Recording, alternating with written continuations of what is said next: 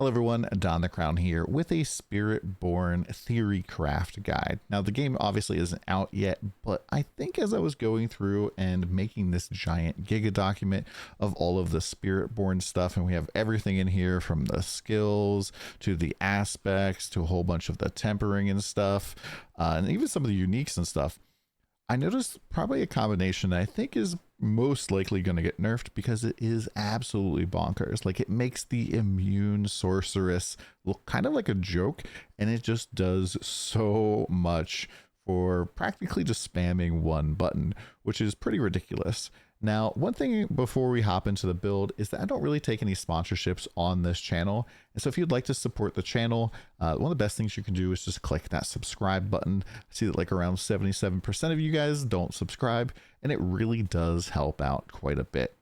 Now, so basically what the build is all about is Incarnate skills.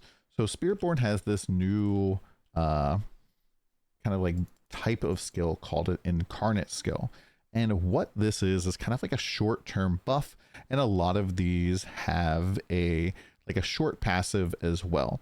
So the first one here we'll talk about is Ravager. And what this does is it gives you a passive where you have minimum ferocity of 2, which is a attack speed buff that you get now.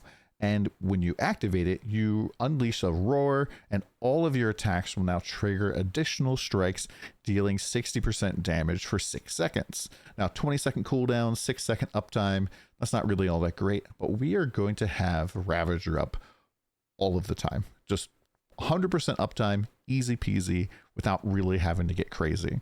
And there's also some other good stuff in here, like it's automatically extended when you kill stuff. And whenever you receive any healing, Ravager is going to spend those stacks to hit elite enemies even harder, which is pretty good. The next Incarnate skill that we're going to focus on here is Toxic Skin. This passive makes it so that enemies that you attack are poisoned for 30% damage over 3 seconds. While it's active though, that's going to go up to 60% damage over 3 seconds. And we're also going to leave a little snail trail behind us that does poison damage, and it also makes us unhindered, which means we can't get slowed or snared or anything like that.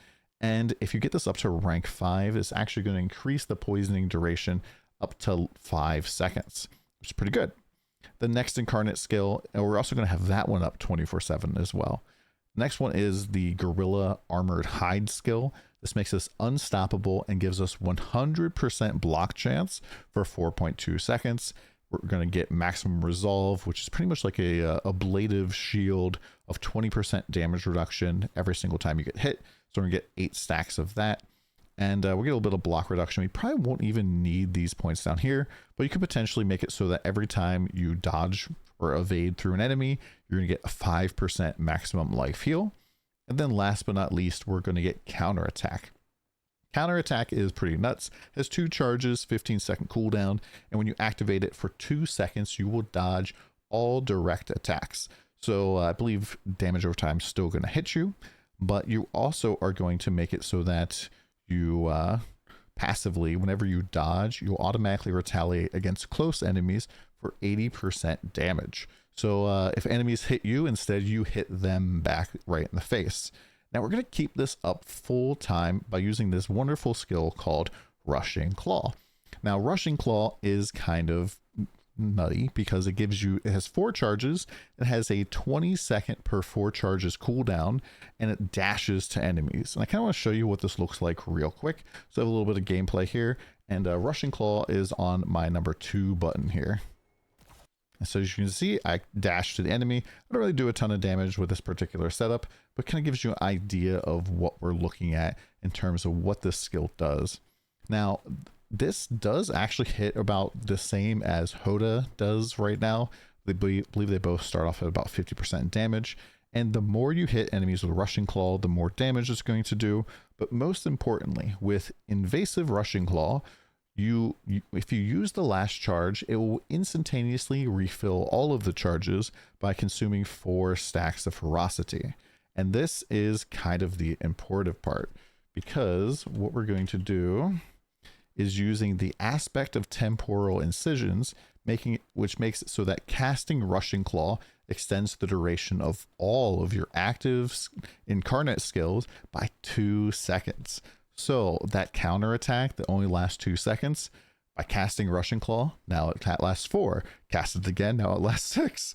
Then it lasts 8, 10, 12, 14 seconds. And so you're just going to be able to keep it up full time.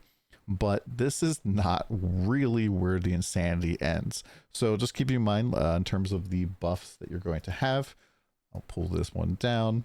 We're going to have 60% damage at level 1 from Ravager. We have 100% dodge, 100% block. We're going to retaliate 80% damage whenever you dodge close enemies.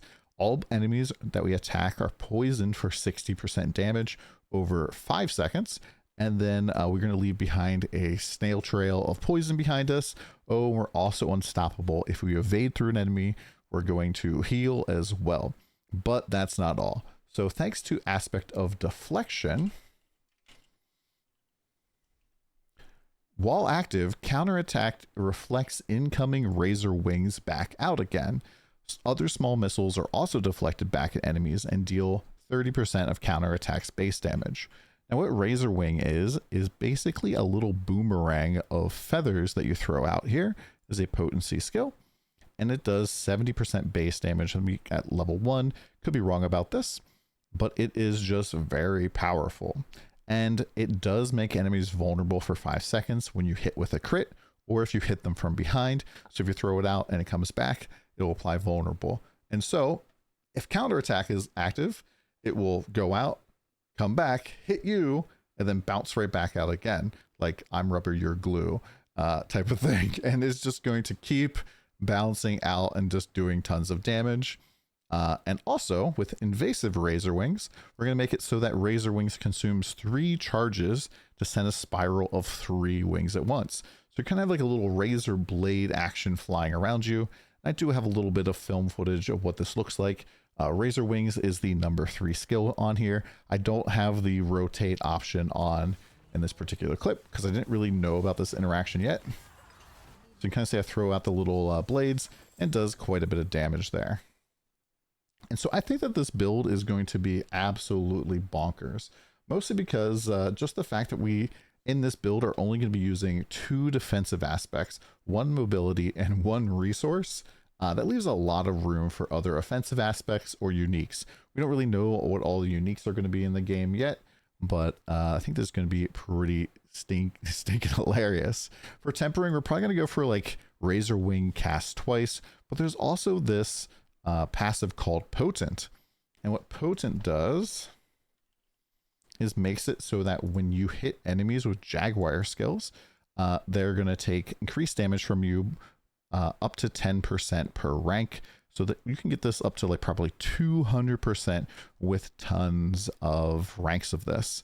Now I know you're thinking, Don, all right, great. So you have Rushing Claw, you're going to be able to continuously spam this as long as you have stacks of ferocity. How are we going to get that?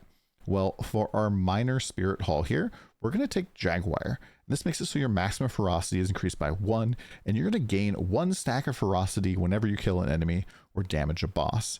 And so with this, we can pretty much just infinitely cast Rushing Claw against a boss. It's always going to be extending our buffs. We're not going to be, hittable, but we're going to be like 100% dodge, 100% block, doing tons of damage. And so unless the boss goes immune or flies away or something, we're just gonna be able to keep stacking the duration of our buffs up and up and up and up. Maybe they'll make it so that the buff duration can't go past a certain point to make it a little bit less ridiculous, which I think would be fine. And then for our major, we're gonna go with Jaguar as well. So every 4th time we deal direct damage to an enemy with a Jaguar skill, unleash additional slashes dealing 100% of the damage of the 4 hits. So this basically just doubles your damage as long as you hit 4 times. And this also makes it so that all skills are now Jaguar skills. So all of those little razor blades flying out each count as their own individual hit towards this. And so you just be non-stop slashing them with Jaguar. And then I am not sure, but this probably would proc Ravager and Toxic Skin again, which just yeah, it just really makes this ridiculous. I am excited about some of the interactions and play with some of the shenanigans in the game, but I kind of feel like this build is probably a little bonkers broken. Now, I know what you're thinking. Okay, Don, doesn't have any movement skill, so it'll be fine. You won't be able to make it to enemies in time, right? Because you can dash. So, or because you have to rush and claw onto enemies. So the last thing here is aspect of fleet wings. This makes it an incarnate skill. Now, if for whatever reason razor wings were evaporating due to going out too long, now they're also they're an incarnate skill, which means that we're going to be extending their duration whenever we rush and claw, and then we're also going to be unhindered all of the time. We already are, and then we're going to gain 30% movement speed per active razor wing, which means we're just going to be at movement speed cap all of the time. You're not going to need movement speed on your boots. You're not going to need movement speed anywhere else. You will just be flying like a NASCAR through the maps, and yeah, so it's going to be absolutely ridiculous.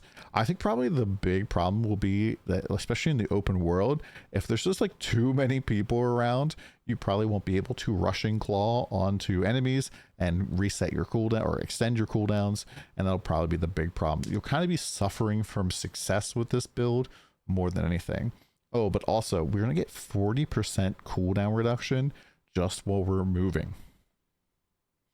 So yeah, overall, I think this is going to have a lot of impact here. I'm kind of hoping that they adjust it a little bit. Although this does sound really fun, this does basically like hem you into having 100% dodge and block up all of the time. And as we've seen with Sorcerer, that's kind of unhealthy for the game, and it's unhealthy for the build, or for the build diversity, because if you can be 100% immune all of the time, you have to be immune 100% of the time in order to really kind of compete with other builds.